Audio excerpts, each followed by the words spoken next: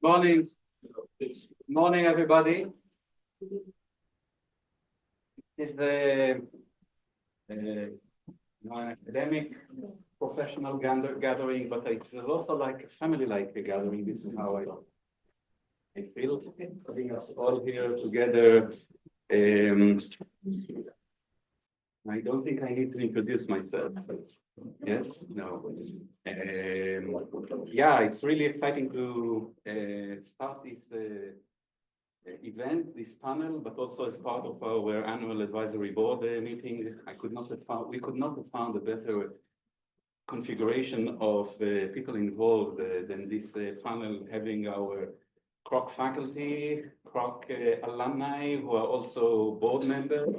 Of course, all of us as a community, going back to the point that I made about being a family gathering. Just a few words or reminders that the Kroc Institute actually was founded out of concern for some nuclear catastrophe. And pay less. One claim alone. I've had 5 plays. Well, it's not Kamala Harris asking us anything. Yeah, in 1983, we started with a concentration in the College of Arts and Letters as a response to Catholic concern for the possibility of the threat of nuclear war. Then the veterans among us know the story about how Father Hesburgh met John B. Kroc in San Diego by delivering a lecture that spoke about the concern about nuclear weapons and the need for nuclear disarmament, which led to eventually their friendship and the establishment of the Kroc Institute. So the topic is as relevant and as important as it could be for Kroc. Last but not least, I'm sure you all know who won the Nobel Peace Prize this year, which is also directly relevant to what we are doing here. So a continued demonstration of the Kroc Institute's commitment to the issue of nuclear weapons, or the threat of nuclear weapons, the catastrophes that might come out of it. And the panel here is really, as all of them are as professional as it could get with regards to this topic and handling the topic in general, and the book that Peter co-edited. I will give the floor to George to introduce the speakers and to take it from here. Thank you. Thank you, Asher, and welcome.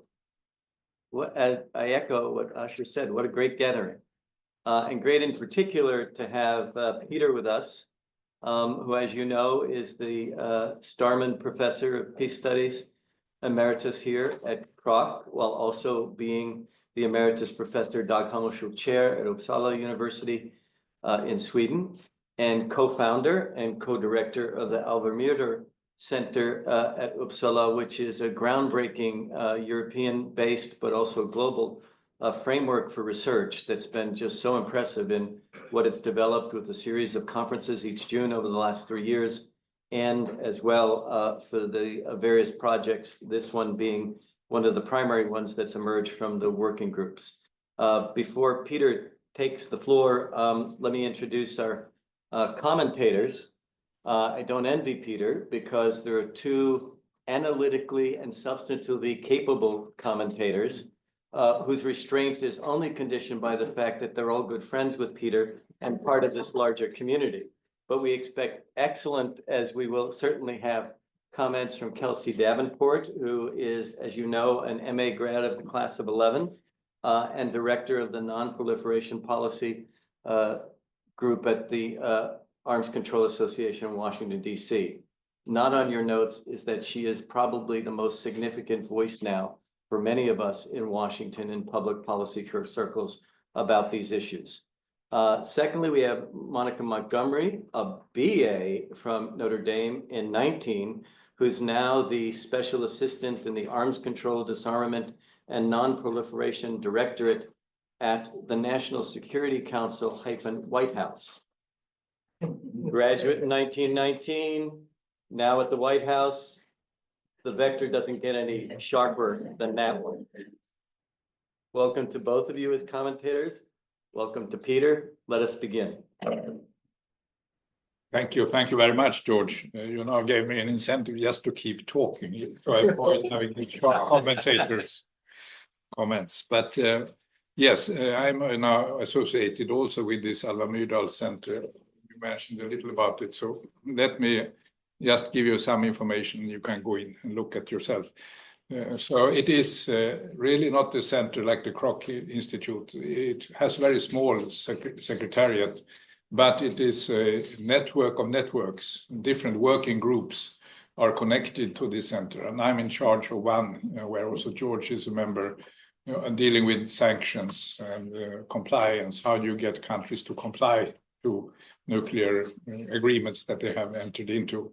There is another working group which just produced a database. I always think databases are important, as many of you will know, on all arms control and disarmament agreements since 1920. So it's all down, you can download it, use it.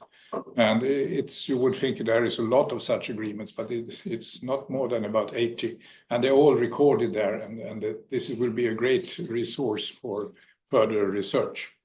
Of course, there are also working groups dealing with the new thing for Sweden, which is that we are become members of NATO since March this year, which is a mental reconstruction, having been outside alliances for 200 years, and suddenly we are a member of a very mighty alliance.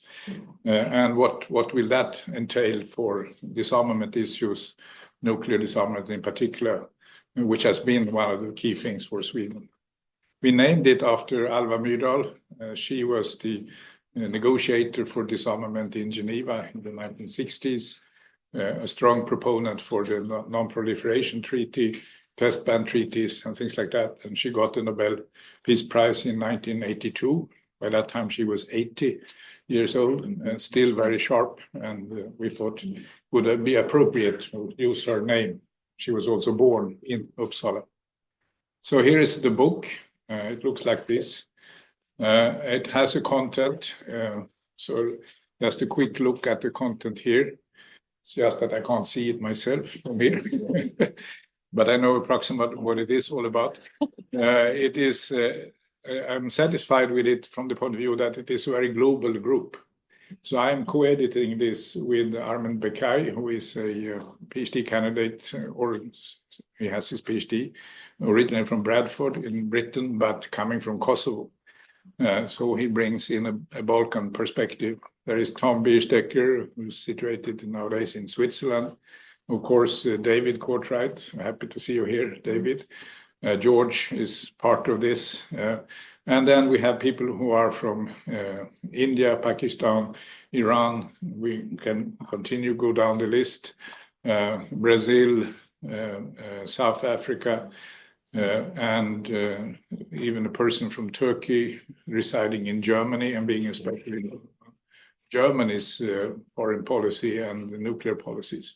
So it is a way of trying to bring in a very, very broad perspective on the topic. And the topic we are concerned with here is really the usefulness of sanctions to promote nuclear disarmament and non-proliferation of nuclear weapons. Does it work or does it not work?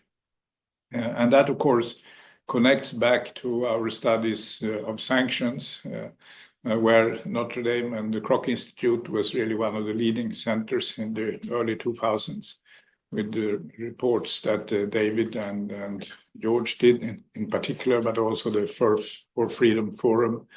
So it was one of the reasons why I became very interested in coming to the Kroc Institute. So the idea here has been to narrow the theme, not just about any sanctions, but narrow it down to the issue of nuclear weapons concerns of various sorts. So what you see here on this slide is that we are, of course, thinking about cases like North Korea, which is no longer part of the Nuclear Non-Proliferation Treaty. And that treaty is a central concern. One of the treaties that have survived the ending of a number of other regulations of nuclear weapons in the past 5 to 10 years. We are also concerned, of course, with about Iran and its nuclear energy program and what that entails. Chapters deal with those particular issues. But we also go through a number of more historical cases where countries have had the capacity to develop nuclear weapons, but have refrained from doing it for various reasons. And the question asked is, does the sanctions play a role in this or not? Is that why they stopped, or what are the other kind of factors that play a role for countries to cease going ahead with their capacity to build nuclear weapons? So we have a list here. Libya was one that sanctions was used against, and Libya gave up that program in 2003. South Africa had actually produced their own nuclear weapons, had 5 or 6 of them ready, but with democratization there in the 1990s, gave up that option. You have, next one is Ukraine. Ukraine, of course, had nuclear weapons on its soil after the dissolution of the Soviet Union. And a particular agreement was given in 1994, known as the Budapest Memorandum, which said that Ukraine would give up this capacity, these weapons that they had, and give them back to Russia in return for protection of their territorial integrity and political sovereignty. That's a very clear-cut agreement signed with Russia, the United States, and the United Kingdom, and Ukraine. And of course, as we have seen today, nothing remains basically of that promise, which is, of course, an important factor to consider when we discuss getting rid of nuclear weapons through agreements. How do you really maintain these agreements when politics change, so to say? Syria also had the capacity to develop nuclear energy or nuclear weapons. They were destroyed in an air campaign. And a case which very few really think a lot about, which I find really interesting. And there's a whole chapter on that, and that's Germany. Now, if you remember the history, and many of you have seen the movie Oppenheimer, I'm sure, you remember the history that was the main reasons for why the big Manhattan Project was started. It was the fear that Germany, Nazi Germany, would be able to develop its own nuclear weapon. Of course, the Manhattan Project succeeded. Germany did not succeed. And then after the war, in the middle of the 1950s, Germany is again reconstructing an army within the NATO framework, which is quite an interesting story in itself. But that also raised the question, should Germany also have a nuclear weapon of its own? And a lot of scientists were engaged in preventing that from happening. And you can say that the whole idea with the Non-Proliferation Treaty was really to find a way in which we can make an agreement which makes it unnecessary for Germany to have a nuclear weapon. So that's why this story here of Germany and the negotiation with Germany about entering the Non-Proliferation Treaty is really very interesting. So here are cases where there were no nuclear weapons developed. Then we have a couple of cases where, in spite of international pressures, these weapons were developed, India, Pakistan, China. And then a whole series of cases where nobody was thinking about trying to prevent it from happening. The US, Soviet Union, we can discuss that, UK, France, Israel, also interesting to study more. We haven't done that.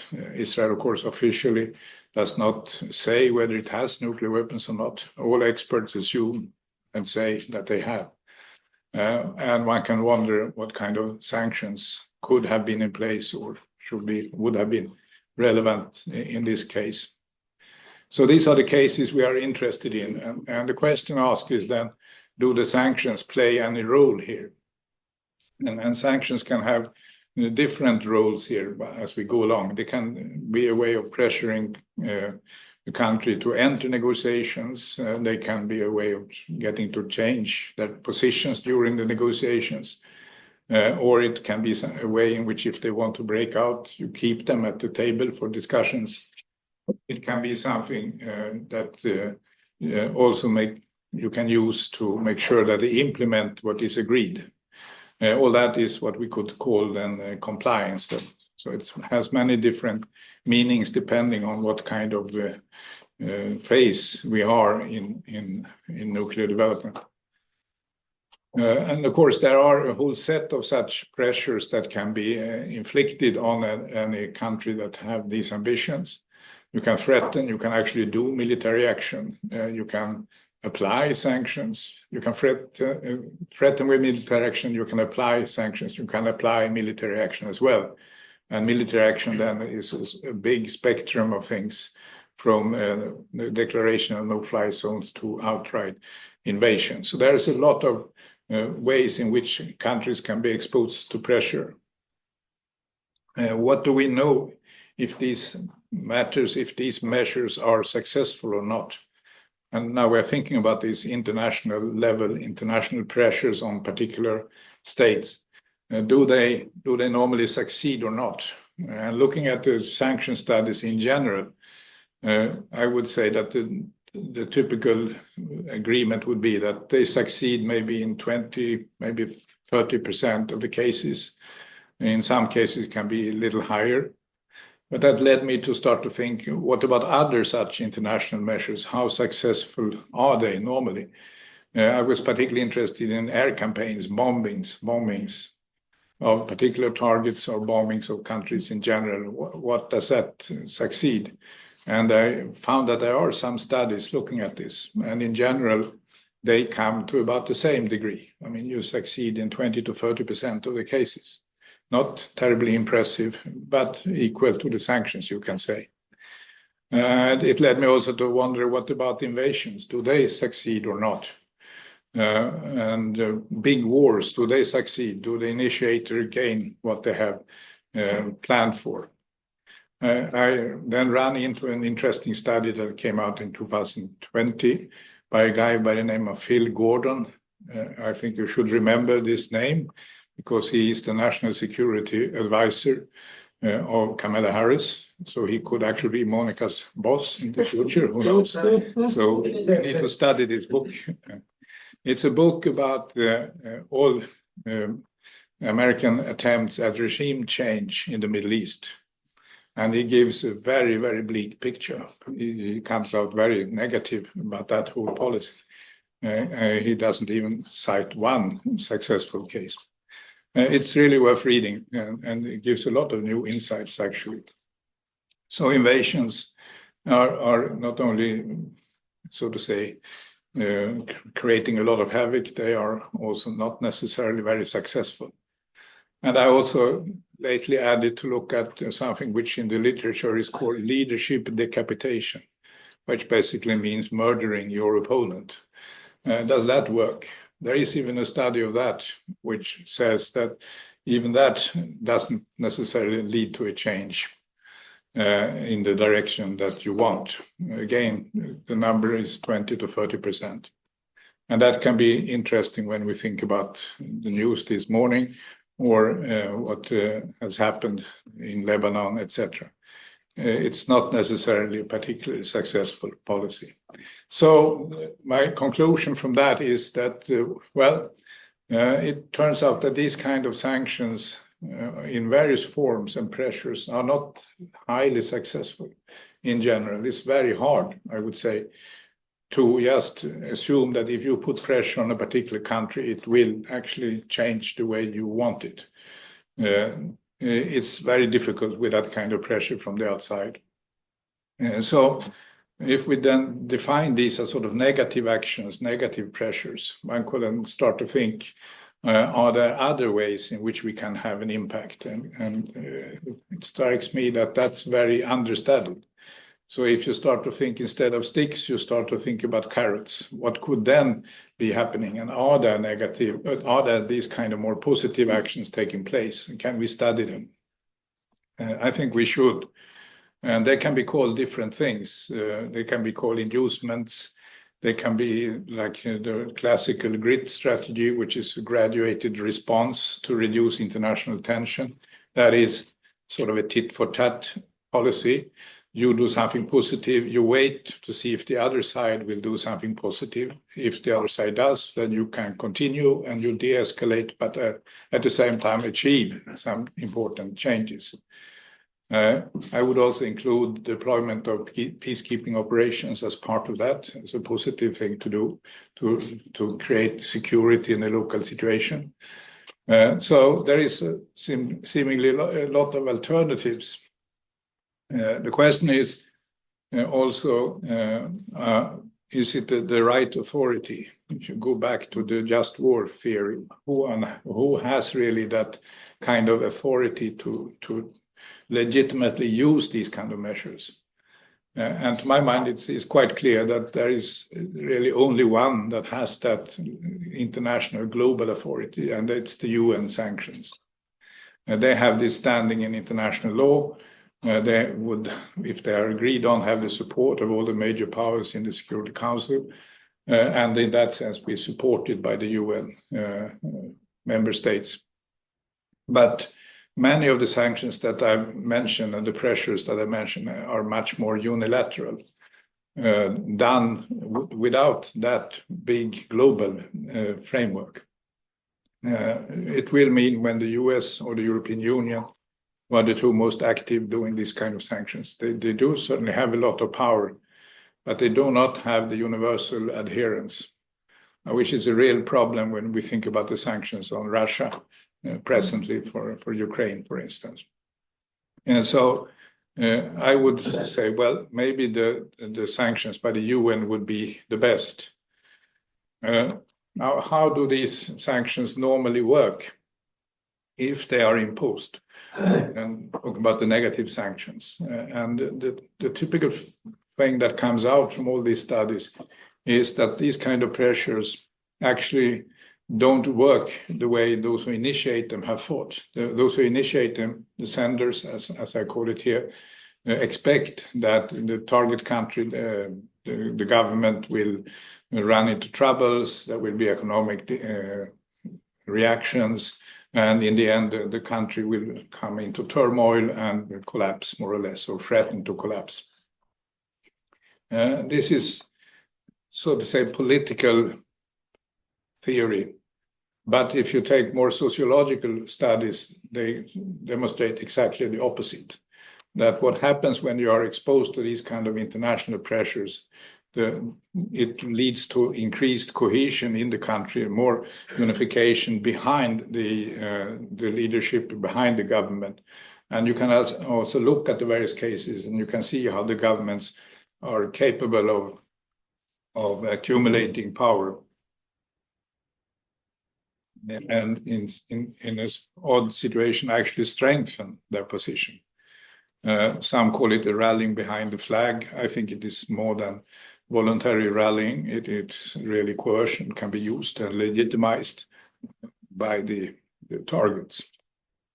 So there is a lot to say about how these sanctions should affect. Some more water.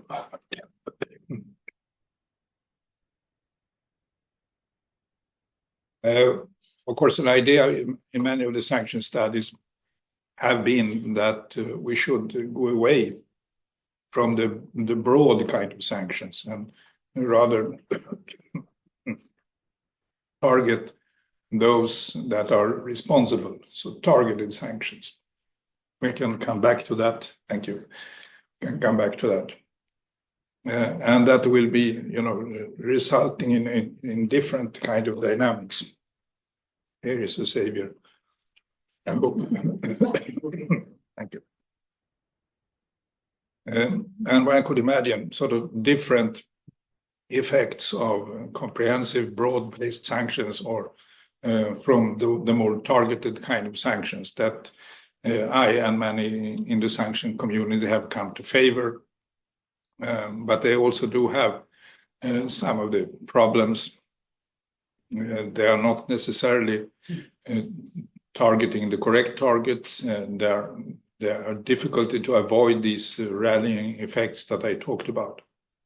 And in a sense, we have to maybe accept the fact that it is really very hard to have an impact pushing countries from outside.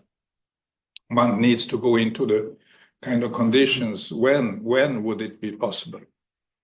And of course, the sanctions require an international support for it, but it probably also will require internal domestic support for it, so that you in a sense can create a double pressure. You have international pressures, but also pressures from the inside.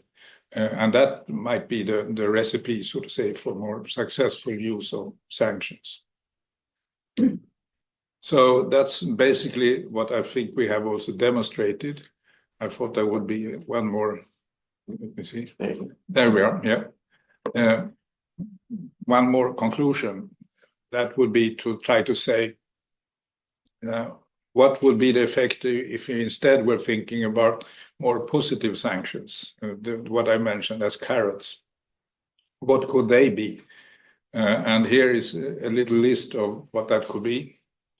Reducing provocative statements, offering various kinds of incentives, reward when the other side is making concessions, provide assistance to implement agreements, increase economic exchanges, develop human connections, etc. So I think there is a whole set here of possible positive sanctions that we should be able to use. And they might have rather different kind of effects from the negative sanctions. They would help in reducing tensions and lead perhaps to a better discussion. But they do have some negative effects, of course. One is that it may make a conflict more diffuse, making the ambitions of the sender, so to say, more unclear. But perhaps it can lead into a better discussion with the use of both negative and positive sanctions. And that's what we see in some of the examples that are presented in this book. George is doing that. There is also a study on the Iran negotiation leading to the big agreement in Iran. So it's demonstrating that it was not just a result of pressures, but also for concessions in an interesting mixture. So, and with that, I hope that this book presents a broader way to think about sanctions and a broader way to think about how to achieve the goal of nuclear non-proliferation. And before my voice is completely running out, I'll stop right here and thank you for your attention. Thank you, Peter.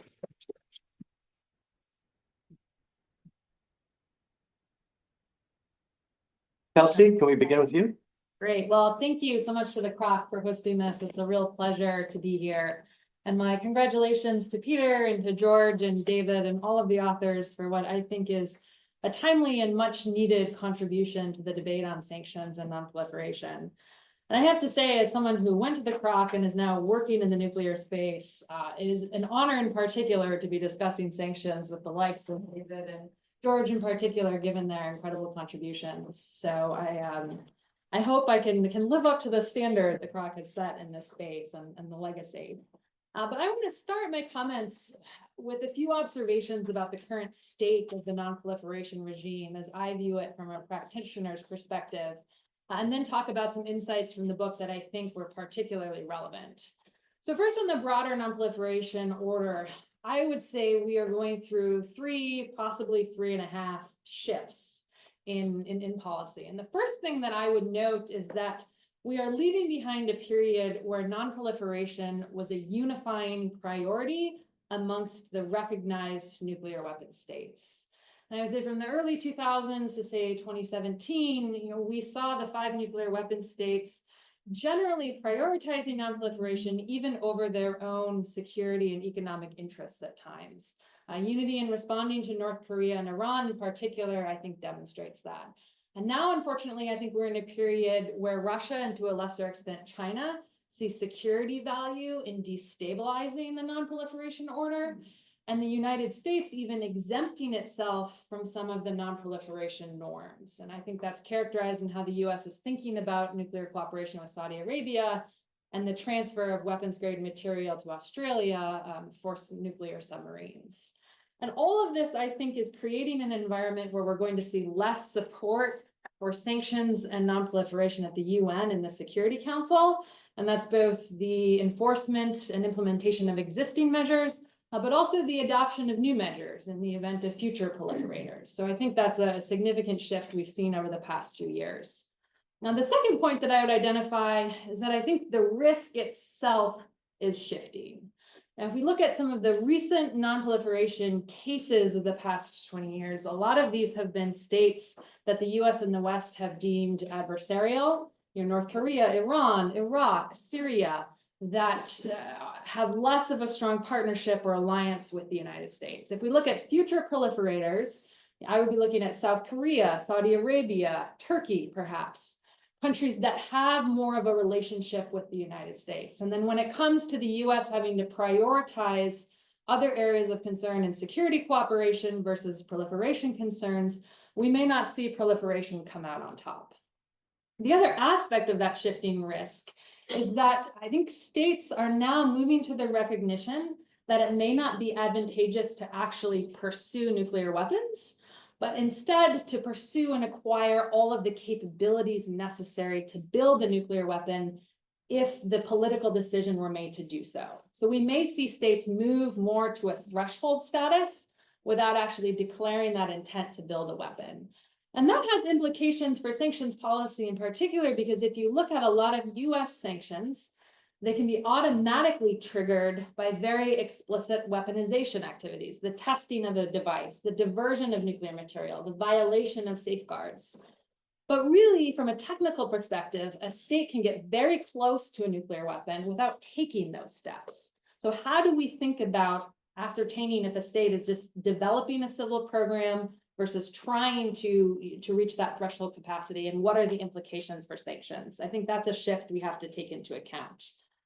The third shift, I would say, is more specific to the US side, and I think we are particularly seeing this play out on Capitol Hill when it comes to how sanctions are used. And here I would say increasingly we're not seeing sanctions used as a tool of statecraft, but sanctions used as a strategy. And with that thinking comes this idea that if we simply pile on more sanctions, we'll be more likely to meet our objectives. And the objectives that are articulated are often conflated now. And you'll see sanctions being applied to the same entities, the same individuals for proliferation concerns, for missile concerns, for human rights concerns. And that, I think, has significant implications for our ability to provide sanctions relief. And a significant shift in how we think about the success of non-proliferation agreements. Non-proliferation agreements have often traded sanctions relief for nuclear concessions. But because of this sanctions approach as a strategy, I would say these transactional nuclear bargains are now being held to a transformational standard. And we saw this very clearly in the case of Iran. The Iran nuclear agreement was meant to constrain Iran's nuclear program, and it did that so successfully, but the narrative around it shifted. And so that, and you saw it particularly in DC, it being characterized as a failure because it didn't change Iran's behavior in the region. And part of that has to do, I think, with this conflation of sanctions as a broad strategy to transform US relationships, when I don't think sanctions have the power to do that in and of itself. And the last shift that I would mention, and I call this a 0.5 or maybe a 2.5, because I don't think it's embedded itself in sort of the how we perceive the non-proliferation regime, but I'm worried it's going to, is that in Washington now, you are starting to hear conversations about how proliferation may actually have security value to the United States. And this is particularly relevant to the Korean Peninsula case, where you actually have people who could be in a future government suggesting that it would serve US security interests if South Korea had nuclear weapons. And again, I don't want to overstate this because I think these are still conversations that are happening more on the fringes. This isn't, part of the mainstream narrative on nuclear weapons and proliferation yet, but it is happening, and it's something I think we should be concerned about, because if you're approaching proliferation with that mindset, I think you're past the point even where you'd be then applying sanctions to try to stop it. So that's kind of how I view the non-proliferation landscape. So then just a few critical insights from the book that I'm going to be thinking about in terms of informing my work. I mean, one of the things that I think this book really highlights is the importance of changing the narrative around sanctions. Challenging the assumption that more sanctions equal better outcomes, that if we just pile on more pressure, we will have that transformative effect. I think the book makes clear that sanctions are not functioning, in that space and never have. The other aspect that I think we need to change the narrative about, and I think this was quite clear in the chapters from George and from David, is this idea that sanctions relief is a reward, and that idea has become so toxic in DC policy circles. And just again, thinking back to the Iran debate, for those of us who have recognized the necessity of providing sanctions relief, there was a period where many of us felt silenced in policy circles because of attacks on that idea, because it became so toxic. Because the conversation was really reframed as, we cannot provide any reward to the Iranian government because of its nature. So I think we have to, fundamentally shift that narrative that sanctions are a reward to autocratic regimes, and therefore we have to be very careful about when we provide that. I also, one thing that really resonated with me in the chapter about China and India, the idea of thinking about sanctions in the non-proliferation space as specifically tied to a goal. And I think the four in that chapter had to do with, responding to an egregious international violation, deterring proliferation, constraining proliferation, and coercion to change the course of proliferation. And I thought, if we can, again, reintroduce those ideas to the narrative about non-proliferation sanctions, where we're connecting, the specificity of that goal in the non-proliferation space to the measure, we might see more effective sanctions going forward. Another thing that I think was particularly crucial, and Peter raised this, I think it's quite an important point in the chapter that David wrote, is that positive sanctions need to play more of a role in the non-proliferation space. And we need to both revisit old ideas about positive sanctions, but also new ideas. If you look at the chapter on Germany, and I say to a lesser extent, the chapter on Latin America, you can see where alliances and security guarantees have played the typical, I would say, positive sanctions role in non-proliferation policy. Unfortunately, I think given questions about US credibility, and the future proliferators that we might see, I'm not sure we can depend much on security guarantees as a positive sanction. I think we need to look more at some creative economic benefits. Foreign direct investment, I think, is particularly ripe on the economic side. But one aspect that I think had some mention in the book, but I think could be drawn out further, is how do we pursue nuclear cooperation as a positive sanction? And there are examples, I think there are a few in the Latin American chapter and the chapter on Germany, where you can see how nuclear cooperation and engaging in the political space provides critical transparency and provides critical insight into the trajectory of a program. And I think that's very underappreciated, particularly now. So I think there's more that can be done there. I'm going over on my time to comment, but I would also just perhaps quickly say, I think the points that George made about the need for more creative diplomacy is another area that I will be thinking about, trying to move away from just that transactionally based diplomatic framework that the US typically moves in. I think what he wrote about returning to grit strategies and the US needing to move first And we need to do more thinking about that in the policy space. I think that would also be useful in restoring US credibility, given the deficits we've seen from the US approaches in the past.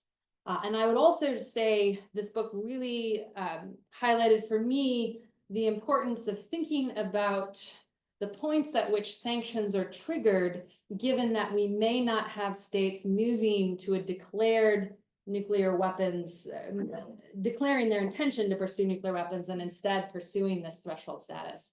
So in that more, I would say, sort of opaque trajectory, what are the decision-making points for the application of sanctions and the more targeted measures that could constrain development? I think more thinking needs to be done there.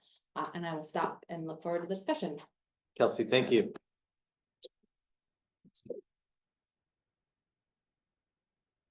Monica. Thank you. Thank you so much. It's an honor to be here to speak on the panel with you all, especially Kelsey, one of my first bosses in DC, and really an inspiration in this room with so many of my former professors. I would say I would think that reading this would be less nerve-wracking than preparing for an exam or a paper, but I think it's actually worse to have to read it and sit here and try to say something that would make sense or actually be of import to you all. So thank you for the opportunity. I'll also just give the obligatory, I'm here speaking on my personal viewpoint, and my comments are only reflective as a member of the board here and as a former alum and not of any official policy positions. So I think I'll begin by saying I think this book is a substantial contribution to both the scholarly discussion on sanctions, but it's also highly policy relevant. And I think that's incredibly important and a remarkable feat. I saw many points of the chapters and various things coming out with not overly prescriptive, but very thought-provoking questions about how we can reform policymaking and reform sanctions policy in Washington, which I think is highly needed. Sanctions are something that are universally appreciated and valued, but probably not very critically reviewed or have nuanced perspectives in DC. I think that there are those that easily rely on sanctions and use them as a positive step because they're not warfare in itself, they're a diplomatic action in a way. But on the other side of the spectrum, there are those who view sanctions completely as economic warfare and as completely ineffective and as really a means of suppression, which I think that there's nuance and validity in both those statements. But I think the book does a really excellent job of exploring kind of the gray zone in the middle of those two items. I also think it does a great job of talking about how sanctions cannot be viewed, either their implementation, their strategy, or their effectiveness in a vacuum. Sanctions, of course, particularly in the nuclear context, are really highly relevant to the broader strategy that is being trying to achieve, whether it's in disarmament and non-proliferation or in an arms control or responsive framework. And I think that's something that we should spend a little bit more time discussing and reflecting on is the intention or the strategy behind a particular sanction and the effectiveness. How do we evaluate it? And none of those can be done just by looking at the sanctions alone. So that, similar to Kelsey, I think it'd be helpful to take a step back and kind of look at the overall landscape on arms control and non-proliferation. As the book talks about, in some ways, non-proliferation, the NPT and the regime against it has been highly successful. We've seen, I think, the scale of states that considered nuclear weapons and did not pursue them because of various things like security assurances, sanctions, strengthening of norm as being successful. I think it quotes 28 states that have thought about it or considered it that have not moved over the threshold. However, we are at a severe inflection point, as Kelsey says. We see a serious degradation and support and collaboration between nuclear weapon states to advance non-proliferation. What used to be a common assumption that we had shared goals among nuclear weapon states or the P5 of the UN Security Council. We see serious division between Russia, China, the United States, France, the United Kingdom about the efforts here. We also see concerning trends towards states that are considering developing nuclear weapons or getting towards the threshold that have led us to this point that we need to rethink our overall strategy to non-proliferation and arms control. From the US perspective, I think we think a lot about the lack of appreciation for, and within our own system, to be clear, and also around the international community for the value of arms control and non-proliferation to a state's own security interests. it seems many states view making a treaty with Russia or preventing proliferation in one state as seen as something that would not benefit our own security. When, of course, the limiting of another nuclear arsenal or preventing a proliferation is something that I view as a very innately something that would promote the United States' own security interests.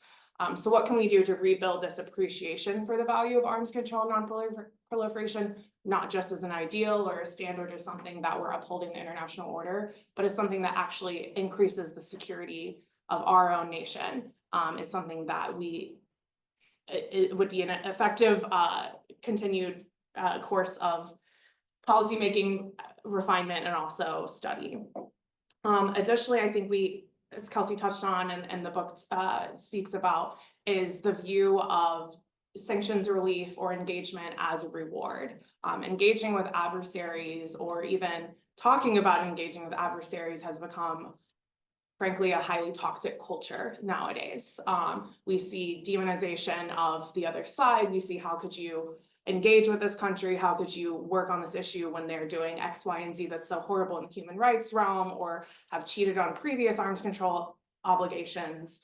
They're not willing partners. We can't trust them. They've cheated before. And the same goes with us when you look at treaties that we've taken steps back from, or previous foreign policy goals of the United States that have been viewed as in violation of the UN Charter and international law. And I think that this type of culture of complete aversion to adversarial engagement is something that makes advancing non-proliferation arms control a very highly difficult environment to succeed in, because you're not, frankly, doing arms control with your friends. You're doing it with a state that you see as someone that is challenging your security interests.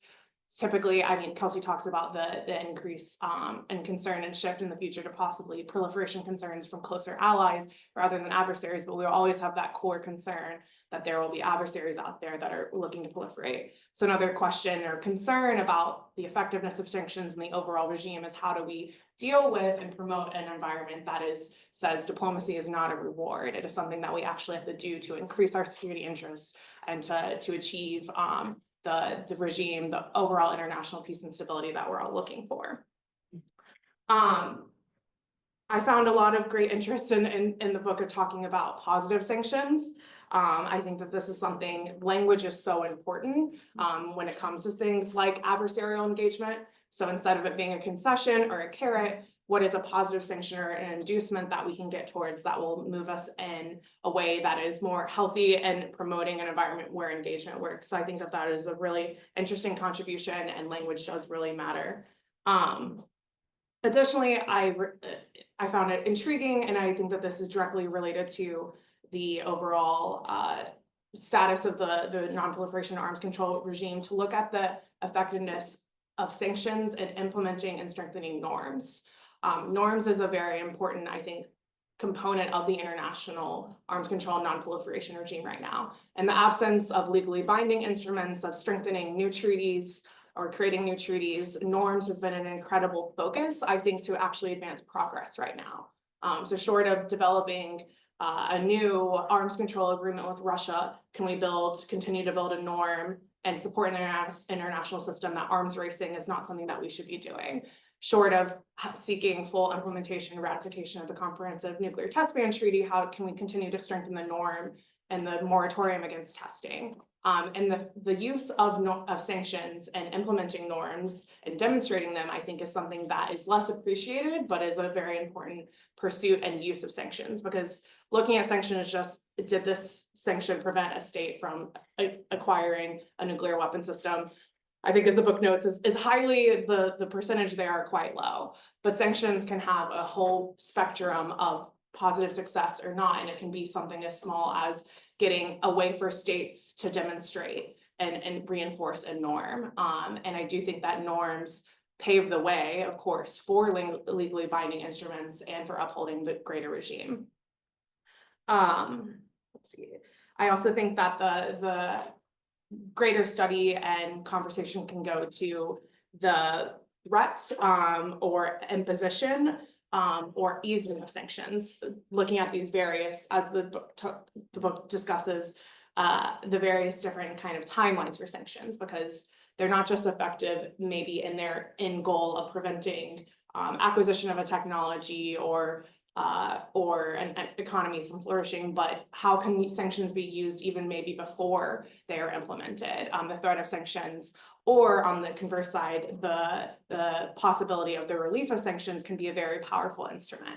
Because at the end of the day, I think that most policymakers are more often than not looking for solutions that are not military in nature, that are things that we can put on the table or threaten to put on the table or be able to take off the table that don't require the use of force. And sanctions is an easy action there, but we have to be more, I would say, nuanced and critical in when exactly is a sanction going to be more effective if we're just threatening to use it, or if it's a targeted sanction versus a more formal comprehensive sanction. So I think as the book discusses some in the North Korea case study, and we can see in the news, you look at North Korea policy and sanctions on North Korea, and you have to think, well, this is utter and complete failure. North Korea continues to proliferate, grow its arsenal. We see North Korean missiles used in the war in Ukraine by Russia using US-made components of those missiles, and say, how can anything that we're doing be seen as successful? And I think in large part that criticism is probably fair and is reflective of a strategy of sanctions that is just piling on more and more, not being targeted, and also not having an off-ramp to those sanctions. Probably the hardest part about sanctions is being able to lift them. And if you're not in an environment that you can remove sanctions, the longer that they continue, the less effective they're going to be, and the less credibility they give to sanctions overall. So I think thinking about how we promote an environment or sanctions policy that looks not just about when you place sanctions or how you place them, but when you might just threaten to use sanctions, or when you might have off-ramps to relieve sanctions short of what your stated end goal is. Finally, I think it'd just be helpful to talk a little bit about the overall culture of compliance. I think that we see this a lot, not just in sanctions, but in the regime overall. And I think that there is, unfortunately, a growing exhaustion with the word compliance and with compliance to both sanctions that are coming out of the UN or sanctions that are done in unilateral or multilateral sections like the US EU working on things. And a lot of this, I think, does grow from the growing, come from the divide and separation among the so-called nuclear weapon states or P5.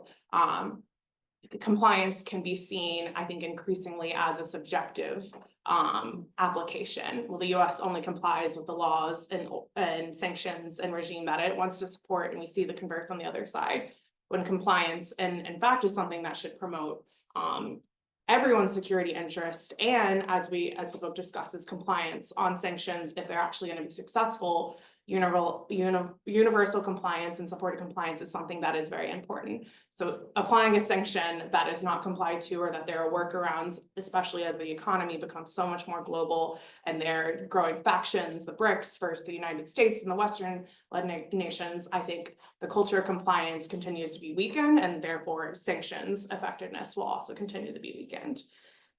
So I think with that, I just say there are a lot of helpful insights and nuanced discussions and possible both policy revisions, but also future scholarly explorations that the book has teed up. And I look forward to the discussion and hopefully reading and hearing more work come out of this book. Monica, thank you.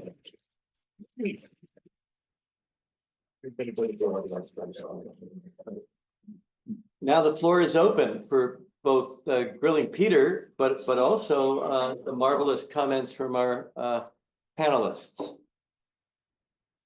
David, would you like to start us off, please? Yeah. Thank you. It's great to be here, and I really appreciated this panel and was privileged to be part of the process at the Armend Center, and working with Peter and George and the other colleagues on this. And really appreciated these presentations. If I might, I would like to offer like two general observations and then a kind of question about the direction of our research. I think we need to be cognizant of, it's been in the background of your comments, but be very explicit about the significant increase in the nuclear danger that we face in the world today. And this is very relevant to the Kroc Institute, since we were founded in the earlier period of nuclear terror in the 80s. And arguably the threat is greater today. because there's a greater threat of use and the open threat of use, especially by Russia, of course.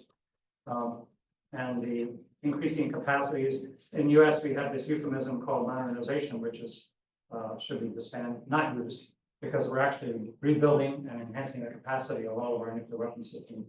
China, of course, is expanding its capacities. We could go on. I mean, there's been terrific articles on this. Michael Clare has written about it. Val Kimball in the Arms Control Today. Recently, Jessica Matthews, really a significant piece in the New York books. So we are in the midst of a new arms race. And I'm really quite concerned that there has not been a public outcry. Now, granted, we won't see like a nuclear freeze movement, but intellectuals, scholars, policymakers, and others, religious leaders, I think should be speaking out and being more focused on the crisis of nuclear terror that we face today in the world. So how we do that, it's challenging, but I think that's important. Second general comment is, I really appreciated Peter and Monica and all of you have spoke about is the failures of American policy, coercive policies in the use of sanctions, but more broadly in the threats to use force, pressure applied on different regimes. Peter's list of specific forms of failure from bombing and military operations and the like, and there's those other lists of forms of interaction like security assistance and smaller scale military operations, which are also normally a failure. So versus what you all have been saying and where the evidence we have that there are specific alternative policies that can work. And here maybe I could give a shout out to Bob's book, recent book on where the evidence leads. The evidence is overwhelming that peacemaking alternatives work, and there's both experiential evidence and a lot of scholarly evidence behind this. So now my question, or challenge for all of us, I guess. I felt for some time that there's a need to really renew the research on inducements, engagement policy, however we call it. And it's been observed that we should be updating the data that's out there. And this field of study goes back at least to the 50s and before, perhaps.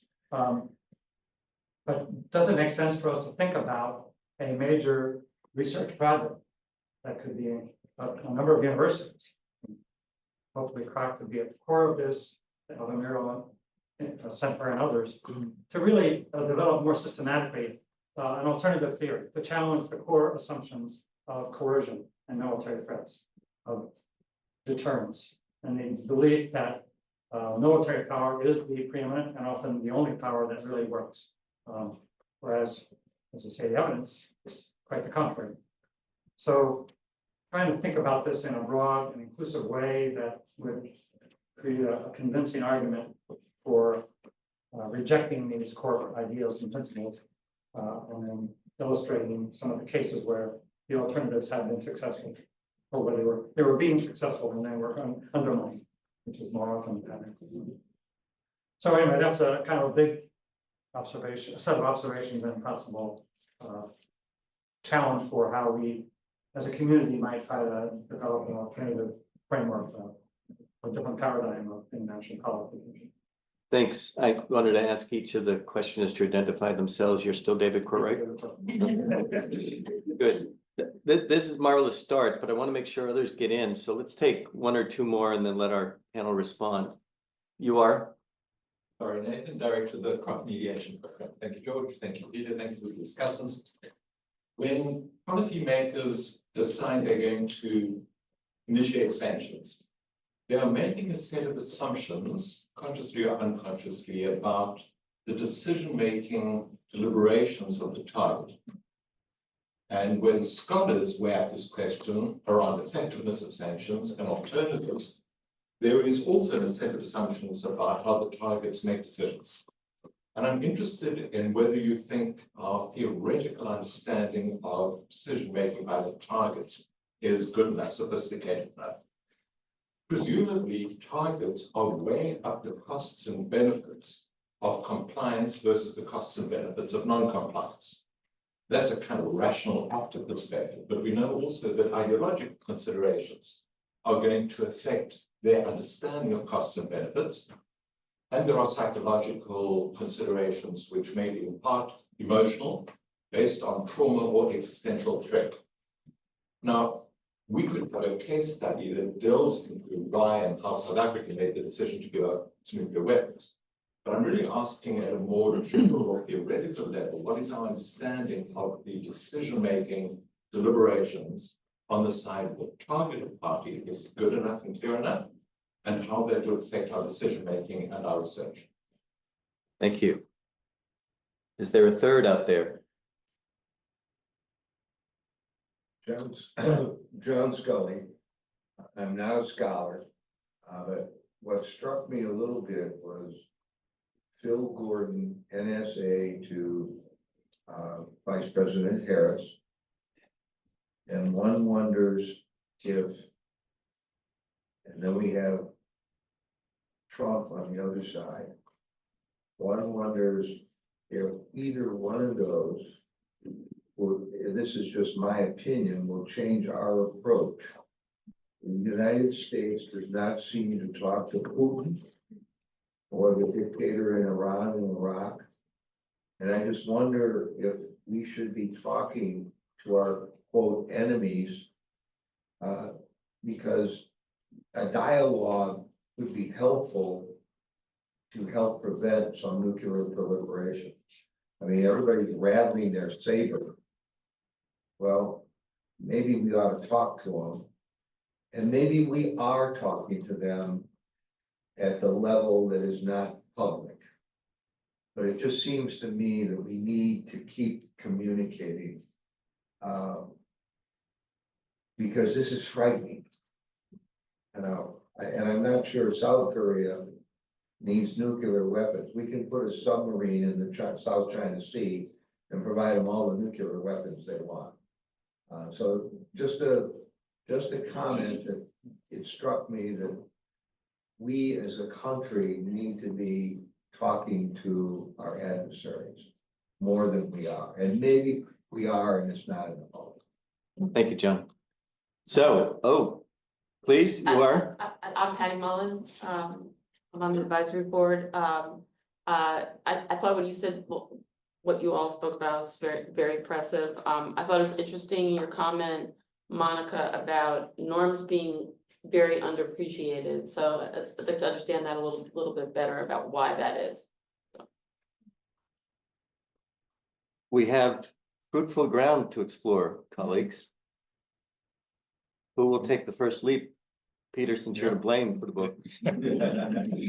Yeah, thank you. Thank you for really very, very good comments. I think you are a testimony to the importance of the teachers here at the Kroc Institute.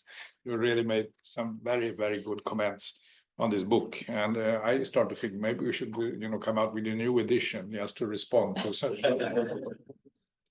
But one important thing that both of you mentioned. Get an institutional support for that. Okay, we are into bargaining here. Positive sanctions. Yeah.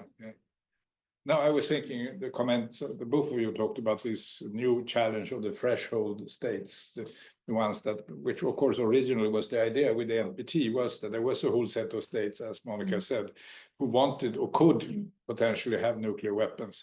And that's why one wanted the NPT to prevent that. And now you're saying maybe deliberately one can put oneself right underneath that threshold in a way, which I think is a really important challenge. And it sort of builds on a contradiction in the Non-Proliferation Treaty that it at the same time agrees that nuclear energy can be used for peaceful purposes. So that's okay, but it's just the military purposes we want to block. And that was part of the bargaining with Germany once upon a time, that they would have that possibility to develop their own nuclear peaceful energy. So it's really a contradiction in the NPT that one in some way in this annual review or 5-year annual reviews could really think, how can we improve on it? So it builds on a contradiction where one could perhaps find strategies to include that in the revised version, so to say, of the NPT. The other contradiction that is built into the NPT is Article 6, which Article 6 says that this is basically an agreement that where those who do not have nuclear weapons agree not to get nuclear weapons in return for that those who have nuclear weapons will begin disarming their nuclear weapons. So it's an interesting agreement. And the agreement is now been enforced for more than 50 years. And there was a celebration of this during the Trump administration in Washington. And a colleague of ours was there.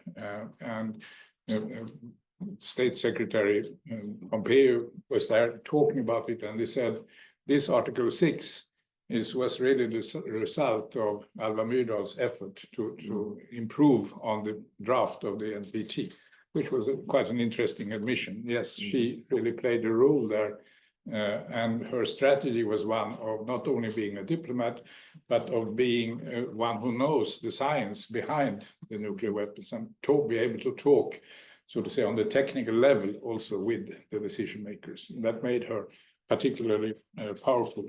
But that's, of course, inside the treaty that those who have nuclear weapons commit themselves to reducing it. And I think that is a commitment I should, highlight. And when one lists the things that David was mentioning about the so-called modernization, this, in a sense, could be a contradiction or a violation, indeed, of the NPT itself, if you want to formulate it like that. So many excellent comments. Just a quick reaction to Laurie. I think that's really a key lesson. That is, when you are imposing sanctions or thinking about imposing sanctions, put yourself in the shoes of the target. What will the target country do? And then you can understand a little what they will do. Just reading Woodward's new book on war, President Biden is observing the Russian troops moving around Ukraine in early 2021. And he says, I need to do exactly like you said. I need to talk to Putin about this.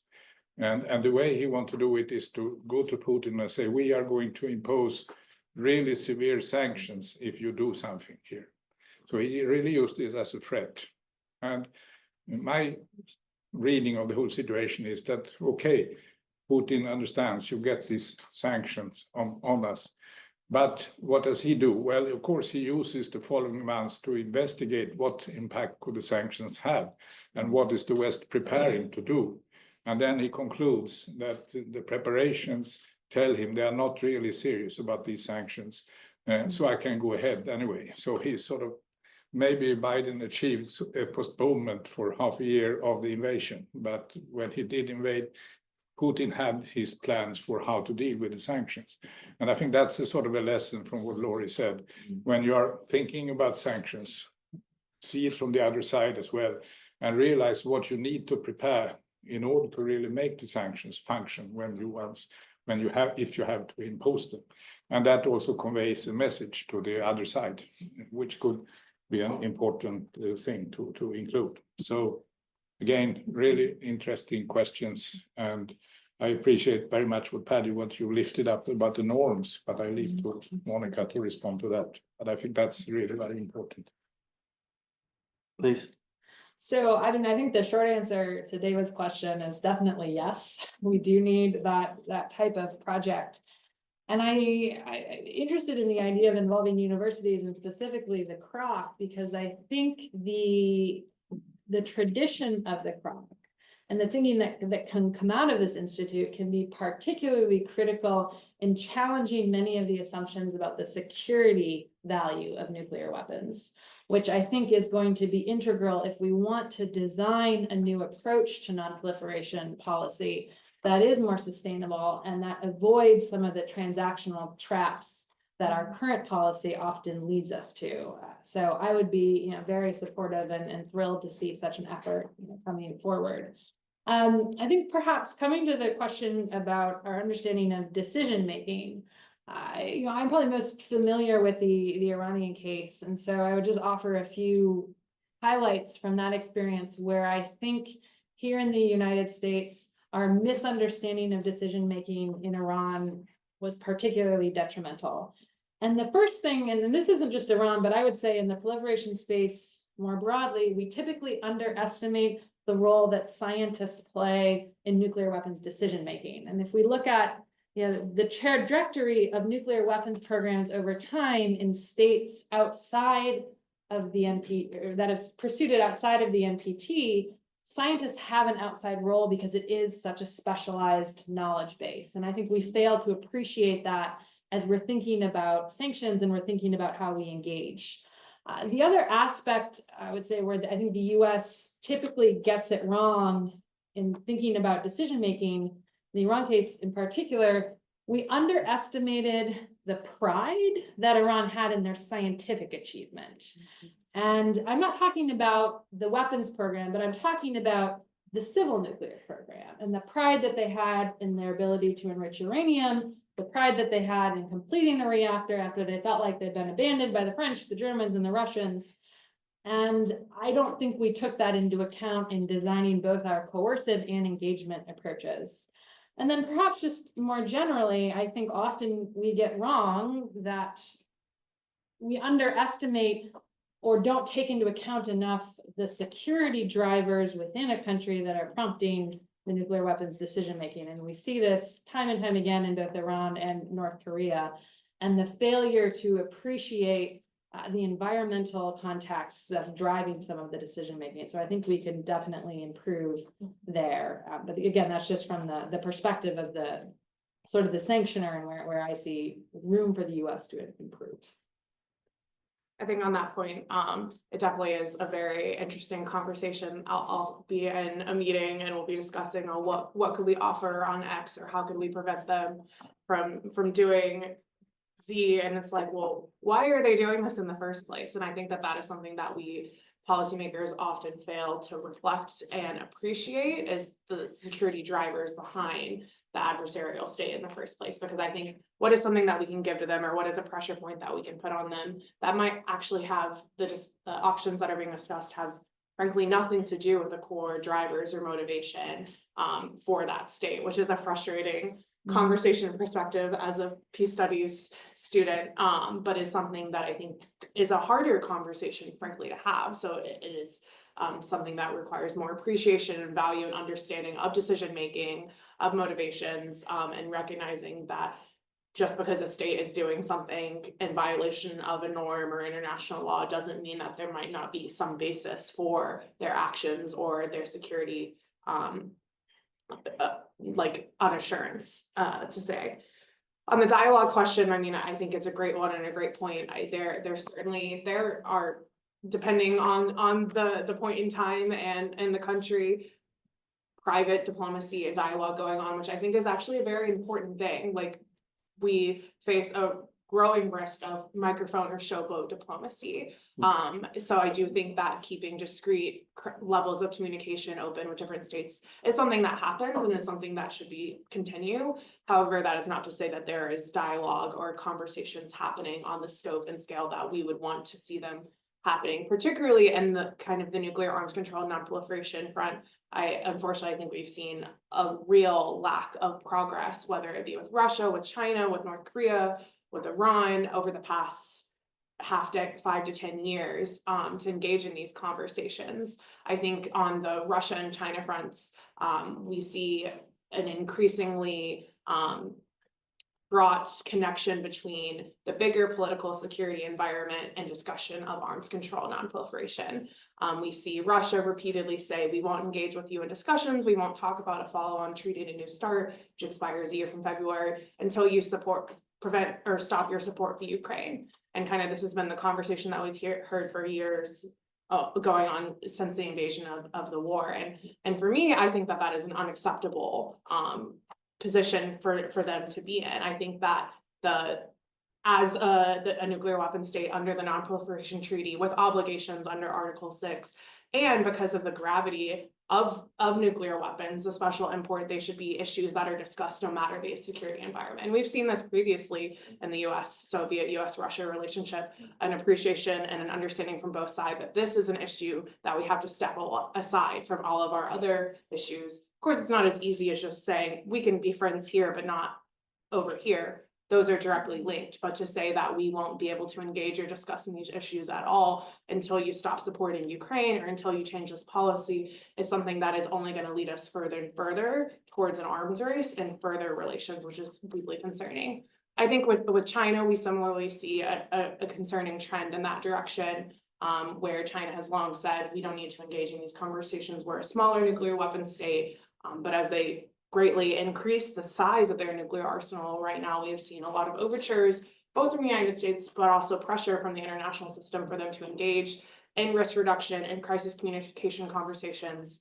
And we had a meeting with them last November to engage on these issues, but we have since seen China say we won't actually discuss arms control or risk reduction with you because of your arms sales to Taiwan, which is a frustrating kind of model of the Russian approach that we've seen. That is something that I think there certainly is more. I think that probably the United States could be doing to signal openness and persuasion to engaging that conversation, but we see this increasing on the nuclear dialogue front. Trend to say we won't discuss these issues with you because we're mad about this on this other realm. I think on the Iran case, I mean, there's every day as we were discussing, there's we feel good this day, we feel bad this day. Like we don't know what's going to happen in Israel this day, what's going on in Lebanon, and so much of that is tied to the broader political situation. But I think that there are a lot of opportunities on the horizon that are of incredible importance to deal with and address this question of dialogue and re-engagement. On norms, I guess I'd just say, Patty, maybe it's a little bit of an exaggeration to say norms aren't appreciated enough. I think that there is a strong appreciation for legally binding instruments. Of course, the gold standard, a treaty, or UN sanctions that are universally applied. But I think there should be more recognition, and there is a good recognition that all of those things are underpinned by norms. And in fact, norms, in my opinion, are actually harder to create and mold than a treaty that you say you sit down and you negotiate and you put it here. A norm is something that's always changing. And in some cases, it's something that you're always having to strengthen, adapt, and pursue. But norms at the end of the day are what underpin actually the international system and underpin like our rules. So I think that there's a bigger focus on we can have a treaty that says nuclear weapons are legal and all nuclear weapon states should denuclearize. But if you don't have the norm against nuclear non-use, if we don't strengthen the norm against non-proliferation, the norm against working towards disarmament, you're not going to have the political motivation or the will for states to get there. So I think increasing value behind building up norms and finding more ways to build new norms is something that is what we can do in moments that we can't get towards universal treaties or agreement between adversaries, but building norms is something that can pave the way and strengthen the regime down the road. Thank you, Monica. If you don't mind, I'll take 2 minutes as well to link a couple of these. I think where David began on its increased danger, and there's no consciousness of that, links up to your comment, John, about saber rattling. And so is the saber rattling increasing because of the increased danger? And people want to push this to a gotcha threshold. See, I can be tougher in threats than you can be, but I don't have to deliver, as some are suggesting Putin does with the use of nuclear weapons possibility in Ukraine. Or in fact, is the saber rattling more irresponsible than it's ever been before because there's not enough sufficient consciousness of how increased the danger has become through many cascading possibilities. And one of the many tragedies in the Middle East is to see how cascading this has become and how easy that is to do from a certain decisional mindset. I think that the norm question is important in a couple of ways. One, norms have become, for some, a standard by which we have excellent norms, thank you. But those other folks are morally repugnant. And because they reject our norms, therefore, no engagement. And excuse my intro to peace studies speech that I used to give. The nature of peace building is you don't sit down with St. Francis, Gandhi, and Mother Teresa. You sit down with murderers, genociders, scandals, crooks, and swindlers. So the moral repugnancy argument of non-engagement doesn't hold with actually the creation of agreements that matter. And I think we have an obligation, those of us who believe in norms, to continue to push that. I think that the raising of the question of narrative here was so important because norms are kind of asymptotic with narrative. The Russians in particular have seized the narrative about sanctions as a plot of the West since the very beginning to hold in place those of us who are trying to develop our own security systems or even develop our own currencies and the like of those kinds of things to forge a Western dominance, as opposed to sanctions were developed as a tool. Very important that Kelsey said it's become a strategy and it's supposed to be a tool, but also is be a mechanism to reinforce certain norms. You did put those in place when mass atrocities unfolded in certain cases. You did put it in place when countries invaded another place. You did put it in place when the secret development of nuclear weapons programs unfolded. And not just for the sake of maybe whatever should be retained from sanctions in the next decade, but also because of understanding the relationship between norms and narrative. We have to tie those more together. And particularly in terms of norms for a place like Notre Dame, because we couldn't be in a better normative moment with Pope Francis. I mean, the declaration of the immorality of nuclear weapons. And yes, Catholic free will permits you to sin. So every day you can hold a nuclear weapon and sin. But the standard he has set, is important, and groups like us can gravitate to that. Finally, Lori, we had a couple of interesting discussions in the 90s with South African diplomats at the UN about their understanding of the sanctions, et cetera. And no one ever said it to me directly, but I walked away from some of those realizing in terms of what does the target think? They were less bothered by the costs imposed and the constraints of doing certain things, but what they had the eye on was the emergence of globalization of the economy. And in order to get there for South Africa and its client class to be big participators, they couldn't be ostracized from the international community. So when I thought about pulling that inside out, what's the incentive? Not you should be a good guy and really, understand interracial relations are possible and you should start to end apartheid. And we'll take a little sanctions off to push that. No, that's not the decisional set. What will this regime do if it's unfettered by sanctions? What does unfettering by sanctions permit them to do that might be a goal very different than the reasons we impose sanctions? I'll stop there. Other questions? Challenges? Yes. And you are? Thank you, Jude. If Russia should do something nuclear sometime, what do you think the response of China and the United States? That's very easy. So that's the first question on the table. Sure. Yeah. I have obviously a vested interest in this conversation because of my home country that was mentioned here once or twice, but seems to be on the sideline of the conversations. On the one hand, I see Israel as a proxy of the United States in many ways. On the other hand, this current government is acting more and more like in rogue ways. And I can see some members of this government like 10 years from now with access to the button, which really scares me. And I'm just inviting you to reflect on that that issue. And I recognize why Israel is an outlier in these conversations, and I really would hate to think about the next edition of this book with the chapter on Israel, because that would be a disconcerting development. But I can see that happening. Thank you. Hi, Eric Sherald. I teach in peace and justice studies at Peace University in New York City, and I love this particular institution. So some folks might know before I came to Notre Dame, I was working 5 or 6 years with IPNW. Early days. Could you fill in that? Oh, sorry, the International Physicians for the Prevention of Nuclear War. The early days of the International Campaign to Abolish Nuclear Weapons, and so kind of situated in the humanitarian opposition to nuclear weapons. And it seems to me that as that has developed, one of the weak places that we've seen the humanitarian emphasis is on the mining and processing and the extraction of nuclear materials. Most of it's focused on the testing and eventual use of nuclear weapons. And so that's where the humanitarian category piece is.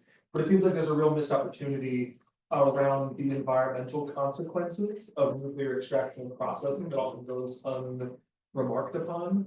And so I'm interested, especially hearing Kelsey talk about the fact that so many of these countries are looking at gaining nuclear capacity, but not necessarily moving into the testing and use phase. That seems like that's actually even expanding what's already a weak point in the humanitarian non-proliferation and disarmament regime. And so I'm just wondering, especially if we think about both the sticks and the carrots of sanctions, are there ways to link these ideas to a broader humanitarian and especially environmental concerns? I'm thinking about a lot of the great work that Kroc has been doing recently on environmental violence. And so are there ways that you can see connections between both the positive and the negative sanctions around discouraging even the mining and processing of fissile nuclear material as a way of getting ahead of some of those concerns trending towards proliferation? Thank you. Thank you. I'm a visiting research fellow at Kroc, kind of I have actually a book on Iran's nuclear program and its negotiations. What strikes me in this conversation is many similar ones in the United States is the US-centric perspective on the issue altogether. And I see that as an impediment to US policy. And I wonder if you have some thoughts to share. Thank you. Open and close us. Go ahead, David. Well, I just wanted to two-finger on Garrett's point about the humanitarian argument, which I think is morphing into a broader nuclear justice analysis, and that incorporates the environmental dimension. There's Professor Mariah Gomez that I recently interacted with, and she's introducing the idea of nuclear coloniality, which is really evident in the US and the Southwest, but also in Russia and other states, I'm less familiar with China. So it's the development and expansion of the nuclear enterprise brings with it economic and social consequences that are inimical to primarily people of color, indigenous communities, those with less income, etc. So it's a way of broadening that argument that's important for us. Well, yes, Today. never too late. Thank you so much. My name is Josefina and I work here at the Kroc Institute. I was, one of the things that we have been doing in the past year has been trying to engage the UN and have a real impact on global discourses on multilateralism. And we've worked with Elias on that, and with we have a network of 5 different universities. And of course, we've tried to contribute mostly to the new chapter of the future about peace and security. And I was just rereading that Article 25, which was just adopted, I think it was actually 3 weeks ago at the UN in the Pact of the Future. And it still talks about a goal of a world free of nuclear weapons, and basically takes like the essential parts of the Non-Proliferation Treaty in what Peter was addressing, right? It's just not only stopping what we have, but really reducing or never starting nuclear capacities. And I wonder if you can talk a little bit more about the multilateral aspect of sanctions, because I think that we would be in David's future project. I think it would be really important to think about these in multilateral terms, and how, in my perspective, the strengthening of multilateralism, not just the norms, but also the treaties and the mechanisms to enforce multilateralism, can also, kind of like enrich our toolbox on both negative and positive sanctions. So I want to hear more about Thank you. And thank you, Ari, for your patience that we're going to run over time. Let's reverse this time. Monica, you should get the first word, and then Kelsey, and then Peter. Yeah, a lot of different questions. I'll start on the multilateralism front because I think that's easiest, and I focus some on multilateralism in my own work. So I think it's incredibly important and something that we are trying and should focus on more. And I think it links to the question of like the US centrality, as well as recognizing that we are one state in the system, and while we might be a powerful one, we are much stronger when we work together, and also much stronger when we incorporate and reflect the views of other countries. I think that we've seen different growing factions in the multilateral system. I mean, I think with like we separate the Western countries and allies that are close to the United States versus non-aligned countries, or the global South that work together versus Russia, China, other states. And that's certainly the case in some circumstances, but is not actually accurate of the lines and the partnerships that happen across the spectrum and across countries. So I think a focus on how do we continue to strengthen multilateralism, because that strengthens our international institutions and norms, which is incredibly important, but also brings in new perspectives and conversations and strengthens both, whether it's implementation of negative sanctions and targeted instances to build norms or to prevent activity, or positive sanctions to say, if you have more countries, not just the United States and France and the UK saying to do this, but if everyone is saying, no, this is something that we should all be doing together, is incredibly important. In the past couple of years in the UN First Committee, which is ongoing right now, the United States has focused a lot on normative approaches and expanding, building new norms on important WMD issues. This year, for example, we're leading a resolution on strengthening the Outer Space Treaty as an important pillar of the international security environment, and something that we're highly concerned about right now. But also within that, trying to build a new norm and get states to sign up and say a new norm that states should not even develop nuclear weapons or other WMD for orbital space, which is something that the Outer Space Treaty does not explicitly say. And I think instances like this, talking about the Outer Space Treaty, building multilateralism, is a way to bring many more states in that might not think we don't have a role to play in this. We don't have a huge space program. We don't care too much about US-Russian geopolitics and fighting over things. But at the end of the day, every country is highly reliant on space, not just for military capabilities, but more so for commercial, humanitarian, agriculture. So how do we incorporate and build up support to strengthen the UN, to strengthen the Outer Space Treaty, and to build new bridges and to show that we really do have more support here than it might just seem like the higher countries fighting for each other. So I think the multilateral question is of increasing importance, especially as more states are able to participate and take a stake in the international system. I'm going to stop because I feel like other people can get to the other ones, and for the sake of time. Yeah. Thank you, Yeah. Monica. So I would rarely disagree with Monica, but I would offer one question, one perhaps alternative point on the multilateral front. I think what we're seeing now in the multilateral forums where non-proliferation and disarmament are frequently addressed is that structural and procedural factors within those forums are easily exploited by a single state because of the consensus-based decision-making, because of many of these forums actually, I think, lack the correct mix of members. I actually wonder, and this is somewhat self-interested because I just did a report on this, if we need to move towards mini-lateral formats, perhaps something based more on the nuclear security summits, where we had a select group of states making commitments beyond consensus-based status quo. And that could inject some momentum back into these efforts that we could then use within the existing formats to advance. So just perhaps a slight difference there on multilateralism. The one thing about China and how the US would react, I don't know if I would consider myself enough of an expert to speak to that. The one thing I should say is I think we underestimate the role that China is playing as an actor of restraint in the nuclear space right now. We're not seeing China be proactive in terms of trying to resolve certain nuclear crises, but I think China is an important voice quietly in restraining Russia from nuclear use. They're an important voice in restraining Iran from moving over to the threshold to nuclear weapons.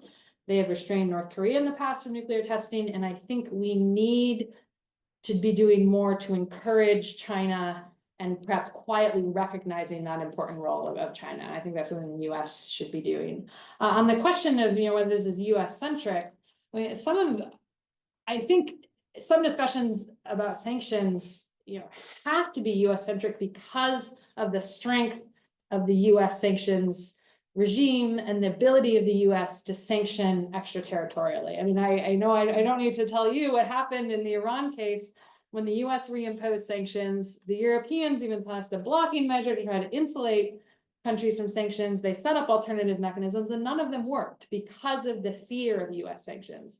So one area that I think is productive for discussion more is how how do we think about countering sanctions if they are unjustly applied in the United States?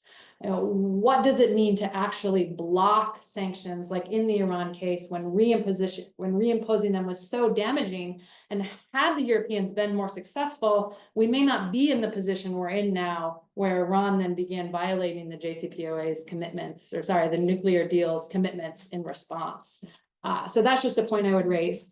To your question, I think one thing, and I would put myself and my organization in this category, is that the nuclear policy community has not always done well is pursuing with authenticity relationships with other movements.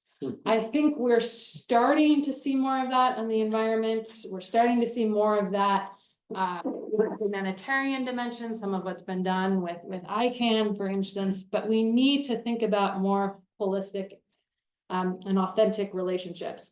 But one challenge I would raise, particularly on the environmental side, when we're talking about access to something like raw materials, how do you approach and raise those issues in a way that isn't perceived as furthering the discriminatory nature of the non-proliferation regime? And while I certainly agree with you about the environmental impacts of mining and testing, we need to be more cognizant of that. Sometimes attempts to build in more safeguards are perceived as the Western countries putting up more barriers to access to materials. I still struggle with how to reconcile that, but I think it's a really important point and something that that we need to be more cognizant of. But in general, I mean, I would agree. And what we've seen in our work is that when we can connect nuclear policy issues at the local level to movements that communities feel are more salient to their current lifestyle, whether that's climate, whether that's justice, then we see more positive engagement on the nuclear issue, because disarmament sometimes feels so abstract. Nuclear risk doesn't always feel salient, although I think that's changing for the reasons David mentioned. So I would definitely agree exploring those connections is critical. Peter? Yeah, forth. Yeah, thank you very much. Yes, I feel very encouraged by all your comments. I already have an outline for the next volume. And it should, of course, have a chapter on China, because of your question. What would happen if Russia actually used nuclear weapon, a limited one in Ukraine? It would, of course, be a violation of a norm. It has been sort of agreed that we are having nuclear weapons for deterrence purposes, not for using them. And I think actually that this norm is actually holding him back, together with China and a couple of other advisors who don't want that. I noticed that whenever he has talked to Xi Jinping, he comes back and he's not talking any longer about nuclear weapons. So there is a clear connection here. China doesn't want that, we don't want it, but he listens maybe more to China than to others. But the norm is there. You are not supposed to use these weapons. Which is, of course, rather fragile. He has already violated a whole set of other norms in the UN, in the international system. So will this hold? No, norms in some way needs to have some supporters, somebody who can really react. And that's where the sanction issue comes in. It is the one that is there to really uphold norms. And that's why it's so important to think about, how can they be used effectively? Another point I draw from this is, of course, a chapter on Israel. It would really be extremely interesting to think about it. How did Israel achieve the status they have, and how are they using this status? And are they more likely, as they are not really part of any regime, are then they more likely to use them than anybody else? It's as you said, it's a frightening idea, but it's definitely something that we academically at least would need to think about, how to deal with that possibility. And when you see the warfare that goes on now, it's also breaking a lot of the norms that we normally have for warfare. So again, an experience of a norm breaker here, which is not exposed to sanctions you would want. I also appreciated the question about multilateralism, and you have already responded to that. But of course, there is a whole set of thoughts about an alternative structure associated then with BRICS, the Brazil, Russia, India, China, South Africa coalition, so to say, which now is expanding, adding on a number of countries, Iran, Ethiopia, etc. They definitely have an idea of building a different kind of multilateral system, which would be one which is not talking about democracy, human rights, and perhaps not even about nuclear disarmament. So there are alternatives here, and I think we need to listen to them and observe this and think, what is this, what kind of challenge is this to the present more UN-based kind of system? So that's the next chapter in this book. But the bottom line, in a sense, is that I and the people in this book, I would say, we view the sanctions here as instruments. We have an instrumental way of looking at it, something you use, as you said, a tool of some sort. But for many, the sanctions is much more an expression, an expressive use. It is to express condemnation, is to say we don't like you and we don't want to have anything to do with you, and that's why we cut this relationship. And that means you have sort of lost the potential use of these sanctions, because it's very hard to say that now they have changed a bit here, so we can now relax the sanctions. So if you address the sanctions in this rather comprehensive way of condemnation, then I call them, they serve the purpose of expressing something. It might be good for yourself, it might be good for your population at home, but it doesn't really help the relationships. And that's why I think the more instrumental approach here is what we would need in the sanctions. So that I would use then in the title of this next volume. And so thank you all for your many great comments.